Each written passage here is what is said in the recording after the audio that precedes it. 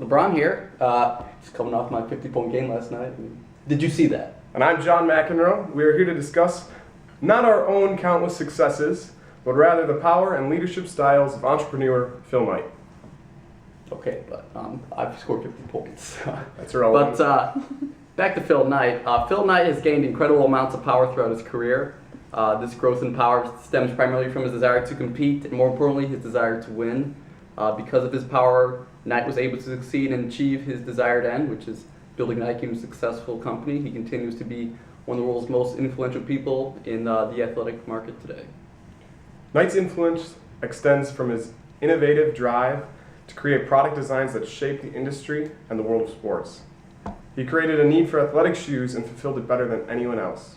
He's an example of many different types of power. One example is legitimate power, which is power relationship based on position. Knight is the current chairman of Nike. He co-founded Nike and has built it into a multi-billion-dollar company. By founding Nike, Knight was able to make decisions and be in charge of the outcomes Nike experienced. In addition to that, he also is a great example of referent power, or power based on interpersonal attraction. Although many claim that Phil Knight is abrasive, his competitive drive draws many to him. They see a man whose will to win inspires.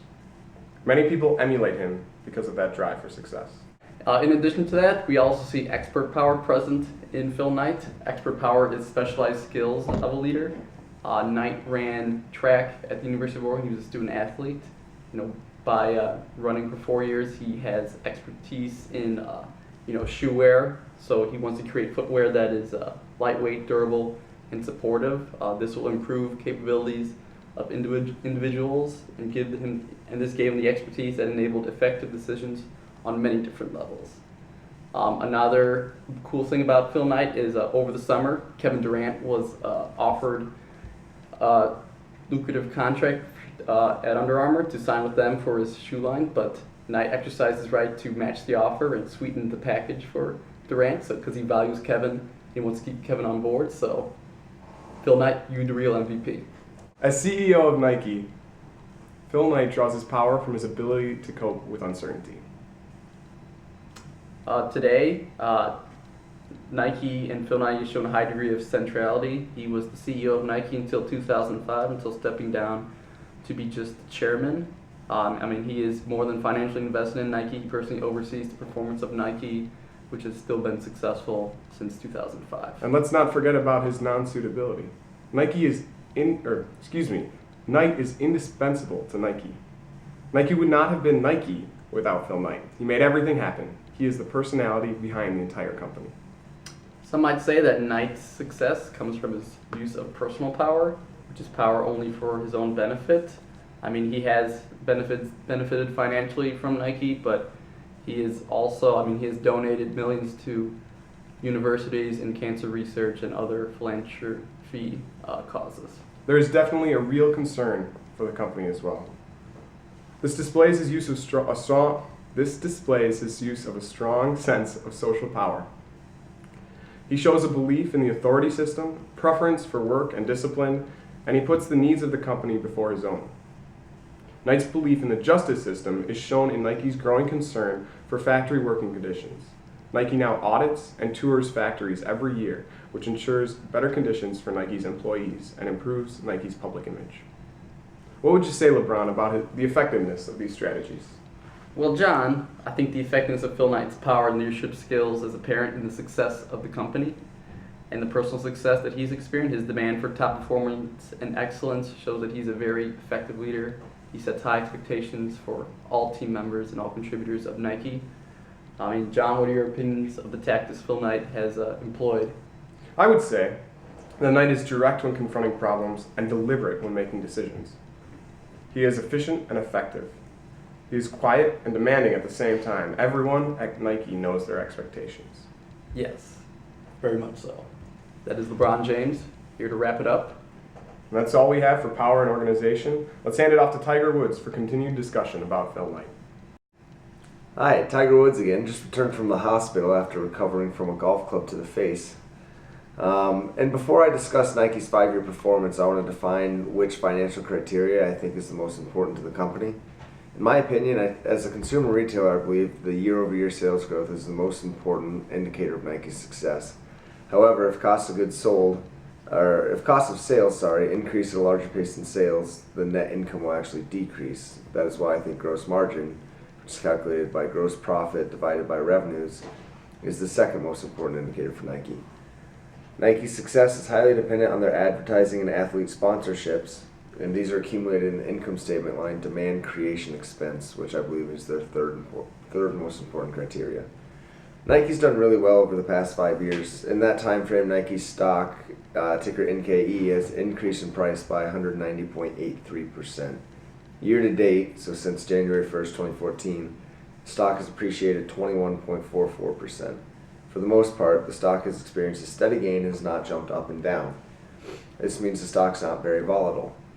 A way to measure the company's volatility is their beta. If the company has a beta greater than 1, then they are more volatile than the market, and if their beta is less than 1, then they are less volatile.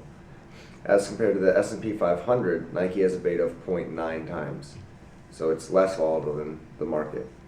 Because Nike is such a large stock, it has a market cap of $82.3 billion. Hundreds of analysts follow the company. 31 have posted their recommendations for the stock's performance going forward on Bloomberg. Of those 31, 21 project the stock will outperform the market, 10 recommend that it will mirror the market, and 0 recommend it will underperform. So the market as a whole tends to agree that this performance will continue going forward. And most people agree, as only 1.05% of the common shares outstanding are shorted. If we look into the company's financial statement, we can start to see why the stock has outperformed and why they think it will continue to perform well. Nike's fiscal year ends on May 31st of each year, which means it's already reported its 2014 results. Its income statement shows that Nike had a much better 2014 than its previous 4 years. As a result, they beat their last quarterly earnings estimate by 24.5%, which at $1.09 per share versus the projected 88 cents per share. That resulted in a one-day stock gain of 12.33%.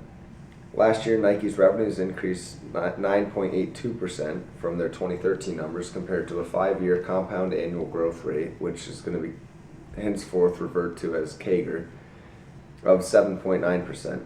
Nike's cost of sales increased by only 7.52% last year, which is less than their 5-year CAGR of 8.49%. That resulted in net income increase of 8.94%, larger than its CAGR of 7.15%.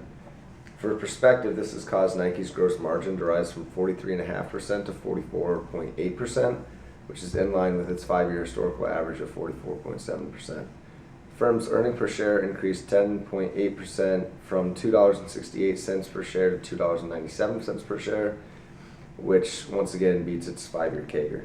All in all, Nike had a great year financially in 2014. I think that's largely dependent on their increased investment in their demand creation expense.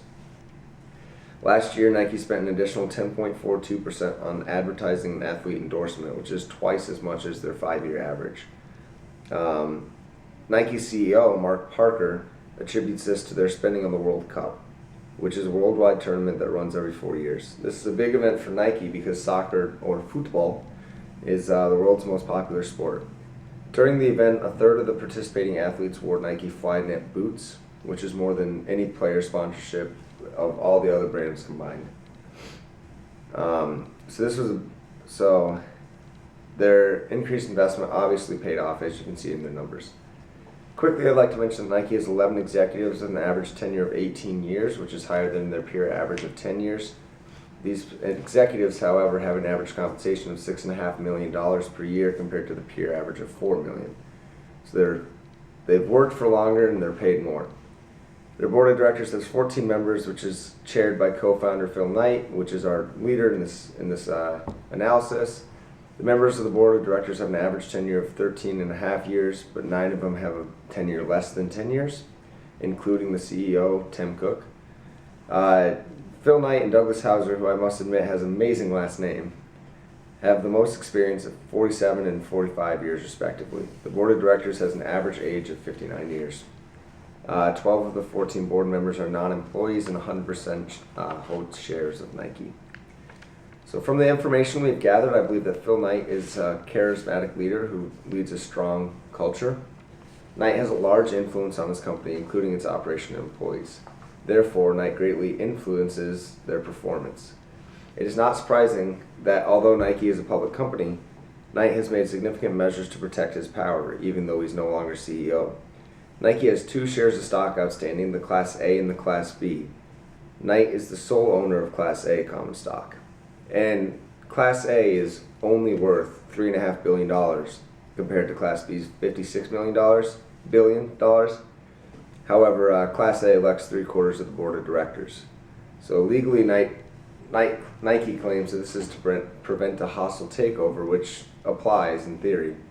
But when the provision was formed by Phil Knight, it was to protect his ownership interest in the company. Regardless, Knight is a successful leader, which is shown in Nike's aforementioned 1 and 5 year performance. The first words on Nike's investor relation page are Nike Incorporated as a growth company in all caps. This reminds me of many of Nike's bold advertisements that are aimed to inspire customers. Realistically, it's impossible to be a growth company when you have a market cap so large. And Nike's net income and earnings growth in the 7 to 10% range reflect this. However, the message comes off more as motivation, not only for investors, but to instill confidence in its employees. And with that, I'm going to go to the practice range.